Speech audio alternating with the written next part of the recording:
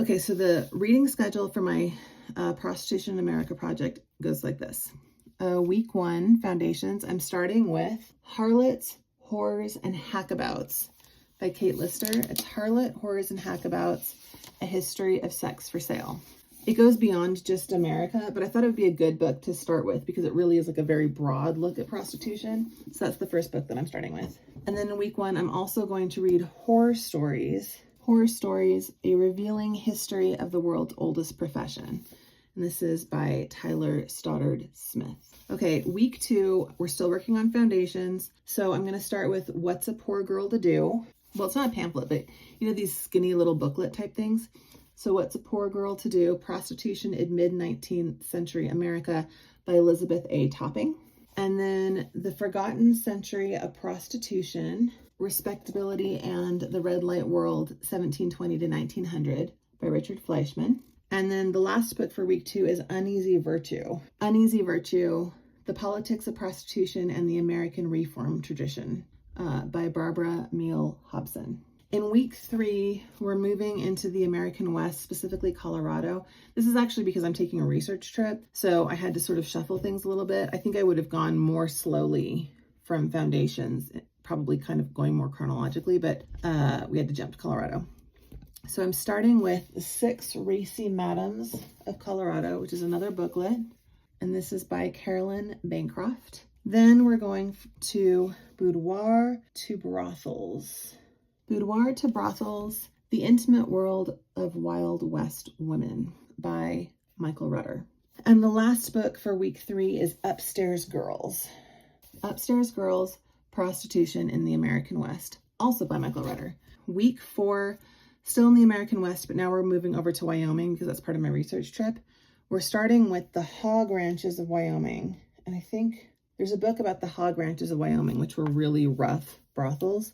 That one I think is at my office. And then Soiled Doves, Prostitution in the Early West by Anne Seagraves.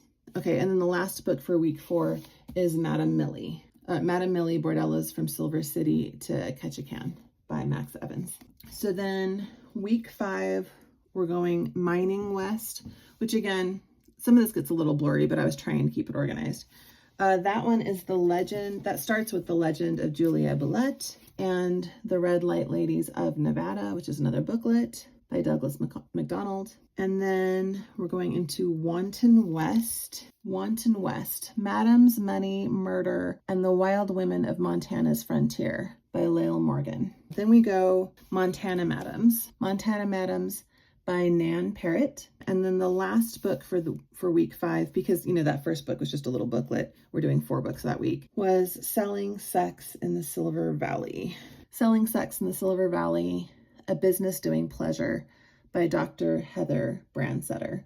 Week 6, we're moving to the Pacific Coast. So we're going to start with California Madams, which looks a lot like Montana Madams. That's why I think it's a series, by Sherry Monahan. And then I got The Fair but Frail, Prostitution in San Francisco, 1849 to 1900. And that is by Jacqueline Baker Barnhart. And then the last book that week is a memoir. It's the first full memoir, and that is called Alice, Memoirs of a Barbary Coast Prostitute. I was actually a little unsure about this one, so I put it at the end of the week, and I'm going to give myself permission to not finish this if I feel like. Sometimes with memoirs, it just gets too far into how they felt about things and not enough like, okay, but let's learn about the history. So I like memoirs when they're done well. I just don't like to get sucked into them. Okay, so the next week, I only have 2 books, but one of them is really dense, and I wanted to give it a really close read.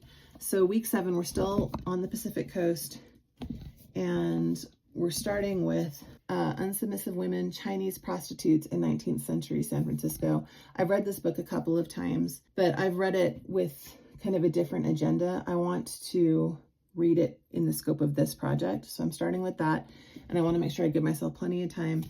And then the other book for the week is also, it's not dense. It's just another one that I was like, should I read this or should I not? It's called Bodies and Souls, The Tragic Plight of 3 Jewish Women Forced into Prostitution in the Americas. It deals with the Pacific Coast, but it's not just America. This is another one that I'm going to read it, but I'm sort of giving myself permission. If I get into it like a third of the way, and I feel like it's outside the scope of this America 1750 to 1950 project, I'm going to put it off to the side and then read it like on my own time. Week 8, I just called regional variation. It's like other regions. So we're starting with selling sex in Utah, which honestly could have been in the mining section, but I just didn't have enough time. There's too many books in that week anyways. So we start with Selling Sex in Utah, A History of Vice by Eileen Hallett Stone. And then we're going to Wicked Women of New Mexico by Donna Blake Burchell. Then the last week, or the last book of the week, is actually just called Wicked Women.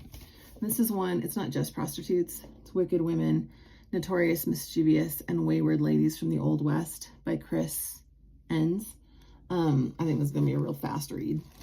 Okay, so week 9 is another regional variation, but at least we're moving out of, we've really been like in the West this whole time. So week 9, we're jumping over to City of Eros, New York City, Prostitution and the Commercialization of Sex, 1790 to 1920. So we're on the other side of the country. This is by Timothy J. Guilfoyle. And then the second book for week 9 is called Their Sisters Keepers, Prostitution in New York City, 1830 to 1870 by Marilyn Woodhill Dent. And I don't know that much about New York prostitution, so I'm excited for that week. But yeah, it won't surprise me if I fall a little bit behind.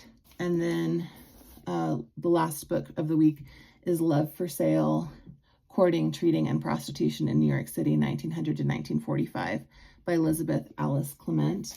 So yeah, 3 pretty thick books about New York for that week, but I kind of wanted to read them all together. Then in week 10, we're jumping into individual lives, like more focused stories. We're starting with The Murder of Helen Jewett. Helen Jewett was a prostitute.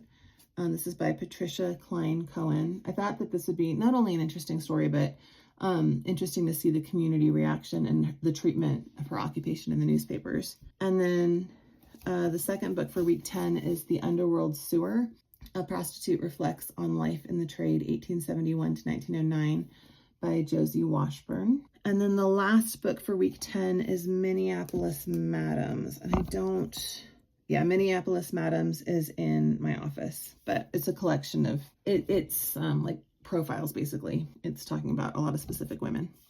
Okay, the last 2 weeks, weeks 11 and 12, are both war, law, and regulation. Again, I was kind of just trying to okay, these are the books I've got left. How do we organize them? So we start week 11 with The Civil War Body Houses of Washington, D.C. This one's by Thomas P. Lowry, M.D. And then we go to An Evening with Venus, Prostitution During the American Civil War by John Gaines. And this one is in my office too. There's one called Victory Girls, Khaki Wackies, and Patriotoots. That's in my office, but it's World War II, basically. And so 2 Civil War and 1 World War II. And then the last week, we've got sort of a hodgepodge, still like law and regulation, basically, but Behind Brothel Doors, The Business of Prostitution in Kansas, Nebraska, and Oklahoma by Jan McKell Collins. And then Controlling Vice, which apparently is in my office. Controlling Vice, I can't remember what the subtitle is. It's another one about law enforcement. And then there's one that's in my office because I was reading it for something else. And that one's called Getting Screwed. And it's like sex work and the law. And it actually goes all the way up to modern times. So I'm going to read that during week 12, but I might only read the parts like up until 1950. And then this one kind of snuck in at the end. This is just called Brothel, Mustang Ranch and Its Women, by Alexa Albert. This is actually a lot more modern. It's sort of outside the scope, but I have a family member who worked at this brothel, and I don't have that much information. So I put it at the end of the project because it's kind of there as like a question mark about whether or not I'm going to be able to do some research. Now, I do have bonus books. Some of them aren't here. So the bonus books that aren't here, there's one called Belloc, which is actually just a photo book of prostitutes who were in the Storyville neighborhood in New Orleans. There's one called Cheap Amusements that has to do with like, just like working women in New York, but it's not just prostitution. It's like strippers and things like that. And then there's another one called Automats, Taxi Dancers, and Vaudeville. It's the same kind of thing. So those two books are also like, it'll talk about prostitution, but then it's also like the other working women in industries that are sort of close to prostitution, but it's not prostitution. I always have like books that I can't fit into the syllabus, that if I have a light week and I finish all of the books, or I'm starting to read a book and I'm like, this book stinks, I'm not doing this to myself, I'll grab one of my bonus books that are like for the general whole thing. So there's 5 of them. So I've got Good Time Girls of the Alaska Yukon Gold Rush. This is the other one by Lael Morgan. The Lost Sisterhood, Prostitution in America, 1900 to 1918 by Ruth Rosen. And this photo on the front is actually one of the Belloc photos of one of the prostitutes from Storyville. Daughters of Joy, Sisters of Misery, Prostitutes in the American West, 1865 to 90 by Anne M. Butler. If I'm going to read a bonus book, this is the first one I'm grabbing because this is going to be more prep for my research trips to Colorado and Wyoming. The Bawdy House Girls, A Look at Brothels of the Old West by Alton Pryor. This is just, it's like big font. I just feel like this is going to be a bathtub book one of these nights that I'm looking for something lighter. And then I really want to read this one. I just wasn't sure where to fit it in. I was going to put it in with the individual lives, but I'm kind of giving it its own time. I've Got to Make My Livin', Black Women's Sex Work in Turn of the Century Chicago by Cynthia M. Blair. This is the only book I have that is Black women specifically, and it's the only book I have that's Chicago specifically. And I kind of wish that I had more time. I basically felt like I had to pick between like deep research in New York or doing deep research in Chicago. And I decided to go with New York because Chicago has other like crime mitigating factors that just made things a little more complicated. But I'm excited about this book, and I'm wondering when I read it if it's going to make me want to pick up others. Anyway, okay, that's the reading list for the prostitution summer, and I can't wait for my brain to have soaked up all of this information 12 weeks from now.